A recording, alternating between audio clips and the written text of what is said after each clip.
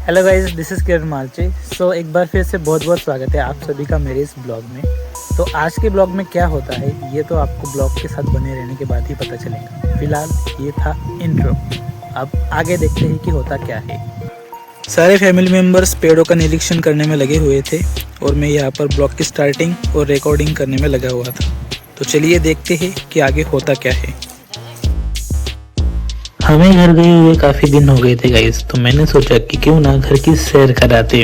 तो शाम को घर पे पहुंचने के बाद सबसे पहले हम तो शाम का क्वालिटी टाइम अपने फैमिली मेंबर्स के साथ बिता लेते, लेकिन दूसरे दिन सुबह जल्दी उठने के बाद खाना खाने के बाद हम यानी मैं, मेरे दोनों छोटे भाई, आपकी भाभी और मम्मी खेत में निकल पड़ते हैं, क्योंकि हमें आज खेत में जाके छोटी सी पार्टी करनी थी। तो पार्टी क्या होने वाली है ये जानने के लिए ब्लॉग के साथ बने रहो। लेकिन गाइस, थंबनेल देखने के बाद आपको पता लग ही गया होगा कि हम किस चीज़ की पार्टी करने वाले।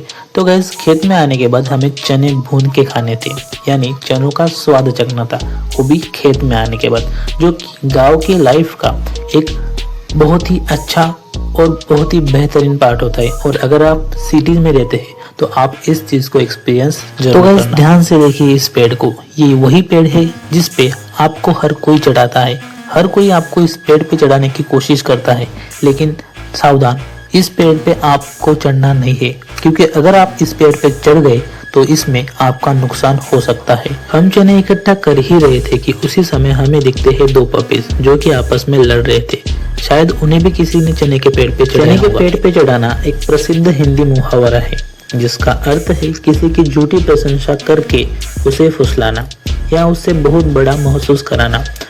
क्योंकि चने का पेड़ झाड़ीनुमा और बहुत छोटा होता है, उस पर वास्तव में चढ़ना नामुमकिन है। इसलिए वह मुहावरा तब उपयोग किया जाता है जब कोई किसी व्यक्ति की इतनी तारीफ करता है कि वह हवा में उड़ने लगता है या अपनी असलियत भूल जाता है। चने के खेत में आने के बाद सबसे पहले सारे फैमिली मेंबर चने इकट्ठा करने में लग जाते हैं, लेकिन वहीं पे दूसरी तरफ आपकी भाभी चने खाने के लिए बैठ जाती है। फिर ब्लॉग में आने के लिए आपकी भाभी सारे फैमिली मेंबर्स से चने इकट्ठा कर लेती है और फिर आगे आगे चलना शुरू कर देती है।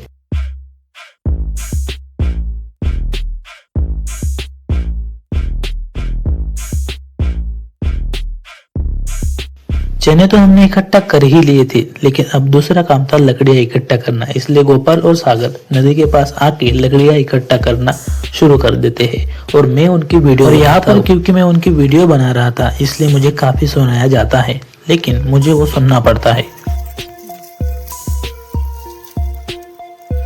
तो यहाँ पर चने भूनने की तैयारी शुरू हो गई है।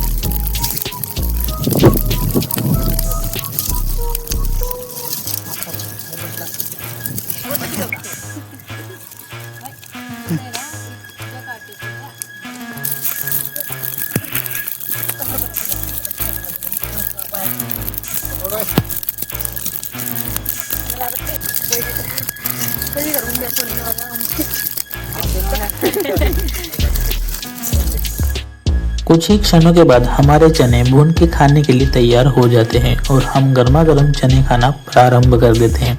गर्मा गर्म चने खाने का जो मज़ा होता है ये तो आपको गर्मा गर्म चने खाने वाला ही बता सकता है। और मैं भी इसे एक्सपोज नहीं कर सकता, क्योंकि ये मजा बताया नहीं जा सकता। ये मजा सिर्फ और सिर्फ महसूस किया जा सकता है, और जो हम सारे फैमिली मेंबर्स अच्छी तरह से महसूस कर रहे हैं। अगर आप मेरे चैनल पे नए हो तो चैनल को सब्सक्राइब जरूर कर देना, क्योंकि इसी तरह के इंटरेस्टिंग ब्लॉग्स मैं हमेशा मेरे चैनल पे डालते रहता हूँ। यहाँ पर वीडियोग्राफी करने वाला कोई नहीं था, इसलिए मम्मी ने ही मोबाइल उठाया और हमारी वीडियोग्राफी करना शुरू कर दी।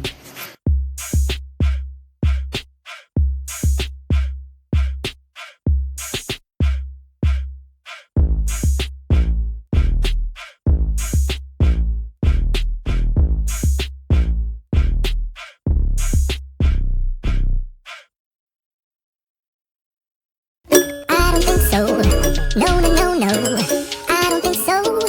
No, no, no, no, it's never, ever, ever, ever, ever, ever gonna happen. I don't think so. No, no, no, no, I don't think so. No, no, no, no, it's never, ever, ever, ever.